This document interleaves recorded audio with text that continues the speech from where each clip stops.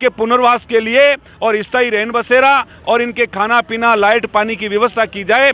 मगर अभी तक केवल जो समाज के जो एनजीओ और जो संगठन है वो बीच में आ रहे हैं, खाना भी दे रहे हैं, कपड़े भी दे रहे हैं, मगर सरकार की तरफ से जिस तरह की व्यवस्था है वो उस तरह की व्यवस्थाएं नहीं की जा रही है। तो आज हम लोग देख रहे हैं, अन्यथा नहीं तो राजस्थान भर में पूरा आह्वान करेंगे और राजस्थान भर के जितने भी घुमंतू जातियों के लोग हैं वो सारे आएंगे। जयपुर की मानसरोवर स्थित रावण बस्ती को कुछ दिन पहले कुछ लोगों के द्वारा जलाने का आरोप है। बहरहाल जो भी सच्चाई है, सच्चाई आखिर सच्चाई साबित होकर रहेगी।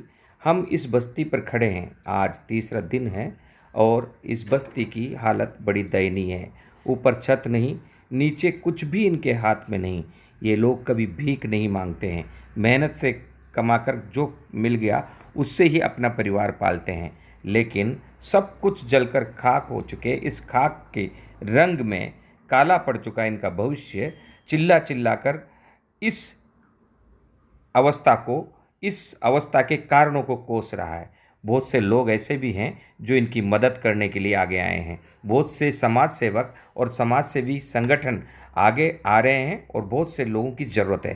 पूरा कुछ तबाह हो चुका, जो ऊपर छप्पर था वो जल चुका है। इस गर्मी में आप सोचो, हम बिना पंखे के नहीं रह सकते। इनके बच्चे बिना छत के बड़ी गर्मी में बड़ी ही दयनीय स्थिति से जी रहे हैं। ये जो नहा रहे हैं बच्चे, ये गर्मी से बचने के लिए लगातार पानी से गीला होते जा रहे हैं।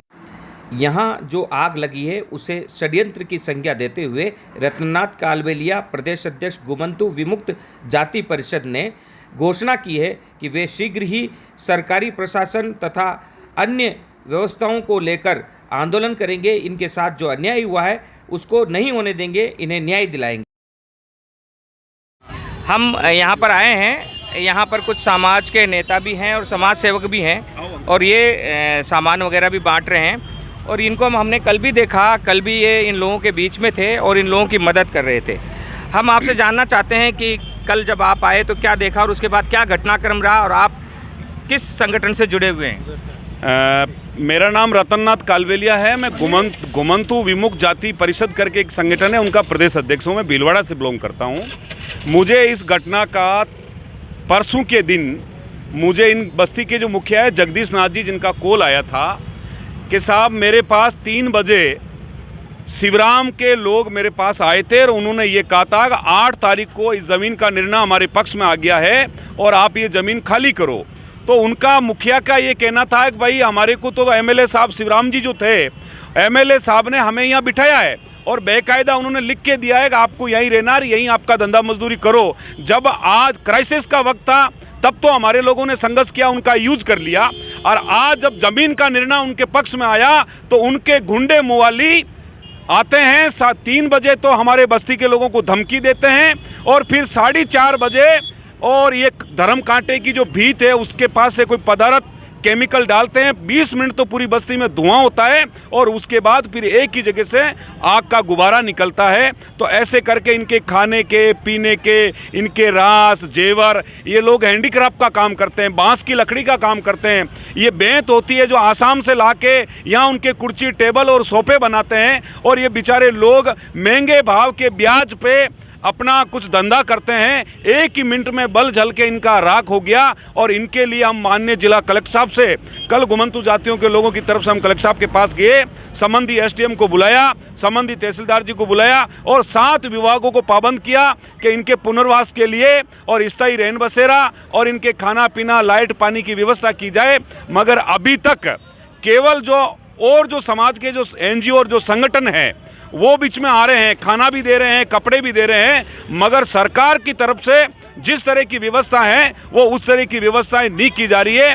तो आज हम लोग देख रहे हैं, अन्यथा नहीं तो राजस्थान भर में पूरा आह्वान करेंगे और राजस्थान भर के जितने भी घुमंतू जातियों के लोग हैं वो सारे आएंगे। आपने आरोप लगाया कि आग लगाई गई किसी केमिकल को डाल के, तो फायर डिपार्टमेंट और पुलिस विभाग में क्या कार्रवाई इसके लिए आप लोग कर रहे हैं?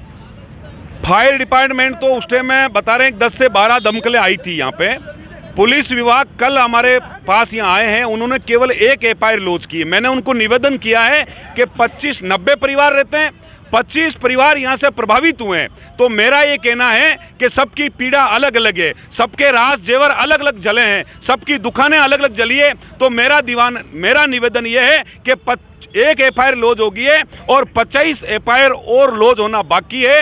अब उनके लिए हमारे को एसपी साहब ने कहा तो है कि आप अपनी एप्लीकेशन दे देना, हम उसको दर्ज करेंगे। तो आज हम पूछते हैं कि क्या 24 एप्लीकेशन है अभी तक दर्ज हुई कि नहीं हुई, कहने का मतलब एफआईआर भी सही ढंग से दर्ज नहीं हो रही है।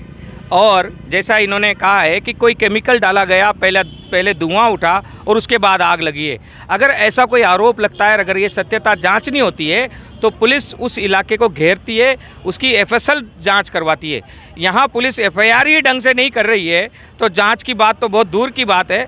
और ये भी बात निकल कर आई है कि ये ज़मीन किसी भूमाफिया की है, ज़मीन से संबंधित लोग केस जीत चुके थे, इनको खाली कराना था, तो खाली कराने के लिए ये आग लगाई गई है। ये बात भी सामने निकल कर आई है। कुछ लोग समाज सेवक हैं, आप कहाँ से हैं? जी, मेरा नाम प्रमोद चौरड़िया है और मैं अपने सभी साथियों के साथ में यहाँ पर आया हूँ। हमको यहाँ पर मालूम पड़ा कि कच्ची बस्ती के अंदर में आग लग गई है और यहाँ पर मानवता करा रही है और इनको बहुत मतलब आर्थिक सहायता धन की, कपड़े की, लत्ते की, खाने की है। तो हम वो सब बहुत अच्छा, बहुत अच्छा। हाँ। देखो, जयपुर की खासियत में आपको एक बात बता देता हूँ। वो नारा जयपुर से ही गया था जिसमें कहा गया था कोई भूखा न सोने पाए। कोरोना काल में लोग बाग ऐसे दानदाता निकल कर आए थे। दोनों सरकारें फेल हो चुकी थी कोरोना काल में और आज भी दोनों सरकारें यहाँ नहीं हैं। ऐसे ही लोग, महान लोग घर से निकल कर आ रहे हैं। गांधी टीवी आपसे अपील करता है, आपके पास जो है जैसे दे सकते हो, ज़्यादा दे सकते हो ज़्यादा दो, कम दे सकते हो कम दो, लेकिन दो। ये दीनानाथ है, दीन के दरबार पर ये आपको मिलेगा 4 गुना। आप आइए, इन लोगों की मदद करिए। मैं अनीश कुमार, गांधी टीवी के लिए। जय हिंद, वंदे मातरम।